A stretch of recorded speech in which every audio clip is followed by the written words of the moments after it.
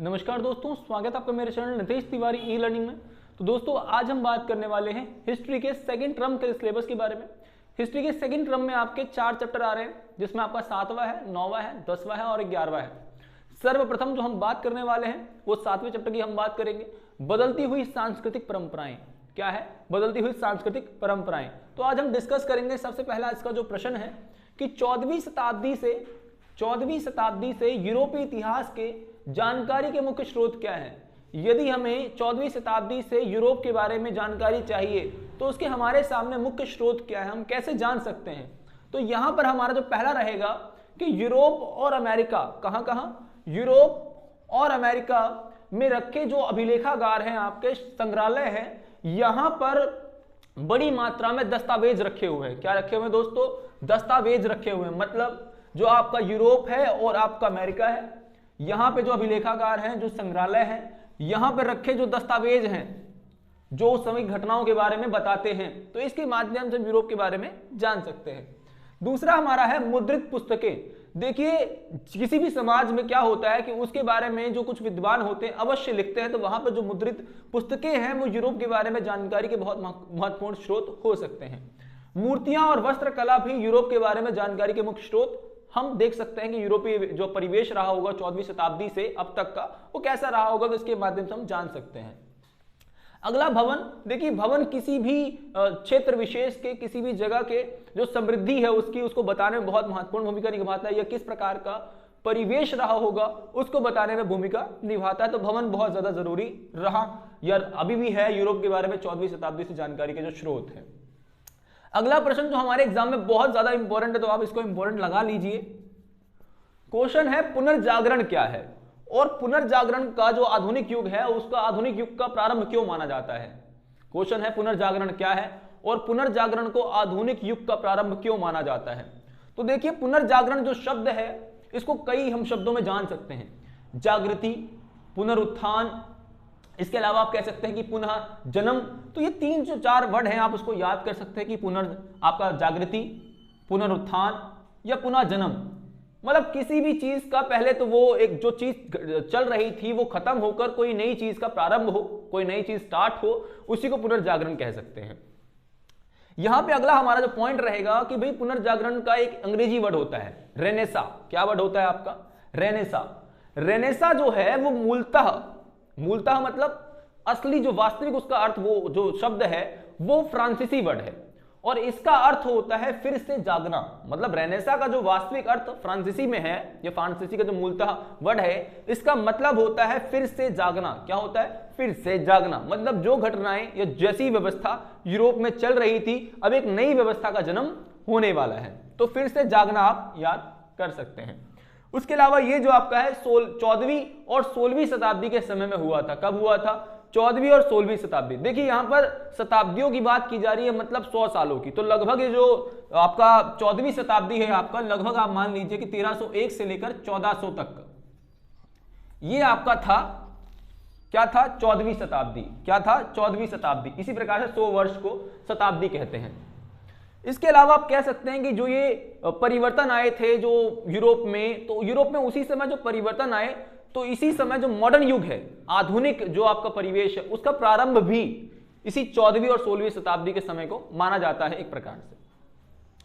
तीसरा प्रश्न रहेगा कि यूरोप में पुनर्जागरण के क्या कारण थे। मतलब ऐसे क्या कारण थे कि यूरोप में ही जागृति हुई, नई चीजें आई, पुरानी चीजें गई, रूढ़िवादिता सोच चली गई और नई विचारधारा आ गई। ऐसा क्यों हुआ? तो यूरोप में ऐसे होने के 4 कारण थे। पहला है धर्म युद्ध, दूसरा है आपका धर्म सुधार, तीसरा आपका है भौगोलिक कारक, और भौगोलिक मतलब खोजे, सॉरी यहां पे खोजे वर्ड लिखिएगा, और चौथा आपका है छापे खाने।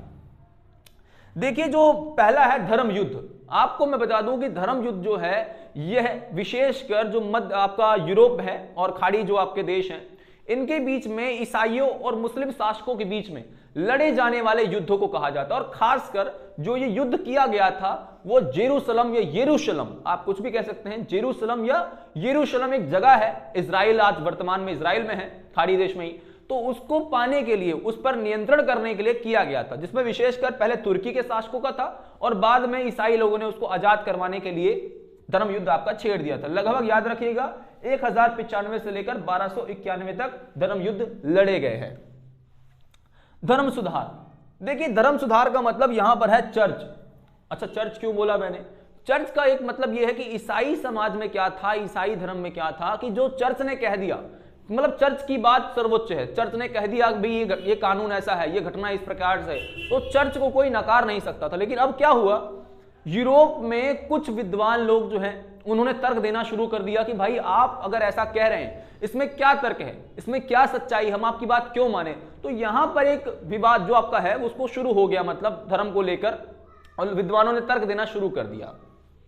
देखिए एक चीज और बता सकता हूं मैं इसमें, कि इसमें क्या होता है कि जो ईसाई लोग हैं, ईसाइयों का मानना था कि हमारा जो पृथ्वी है, हमारी जो पृथ्वी है वो सारे ग्रहों के बीच में है। उसका रीजन है कि पृथ्वी में पाप बहुत भरा हुआ है, अब पाप बहुत ज्यादा है इसलिए स्थिर भी है और सारे ग्रह इसके चक्कर लगा रहे हैं। ये ईसाइयों की विचारधारा थी, ईसाइयों का मानना था। लेकिन वास्तविकता में ऐसा नहीं था। वास्तविकता में क्या था कि सूर्य केंद्र हमारा ब्रह्मांड है, सूर्य केंद्र में है और बाकी सारे ग्रह उसके चक्कर लगा रहे। तो इसका खंडन बाद में हम देखेंगे कि कोपरनिकस ने कहा था कि हमारा जो ब्रह्मांड है वह सूर्य केंद्रीय है। देखिए भौगोलिक खोजें कहूंगा, भौगोलिक खोजें मतलब अब नए नए आविष्कार हो रहे थे, यूरोप में नए नए आविष्कार हो रहे थे। तो जो पुरानी विचारधारा थी, पुरानी जो परंपराएं थी, वह टूट रही थी। जिसमें पहला रहेगा मार्को पोलो। मार्को पोलो ने क्या किया, दिशा सूचक यंत्र का आविष्कार कर दिया। किसका आविष्कार कर दिया?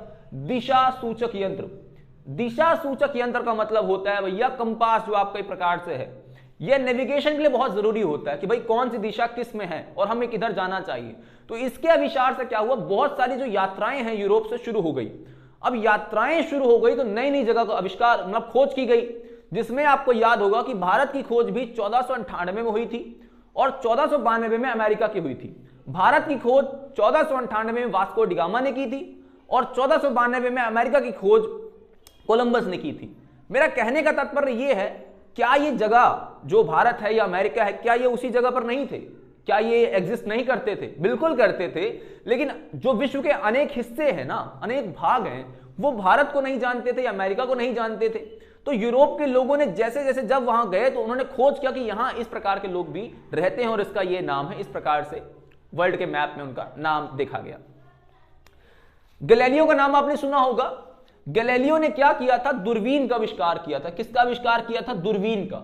देखिए दूरबीन क्या होती है, आपने देखा होगा कि दूरबीन के माध्यम से आप बहुत सारे तारों को देख सकते हैं। अब तारों को देख सकते हैं तो उससे बेनिफिट क्या हुआ, जो भी परिवर्तन आ रहे हैं हमारे आकाश में उसको आप देख सकते हैं। नए नए तारों के बारे में आपकी जानकारी बढ़ी, नई नई चीजें आपने सीखी।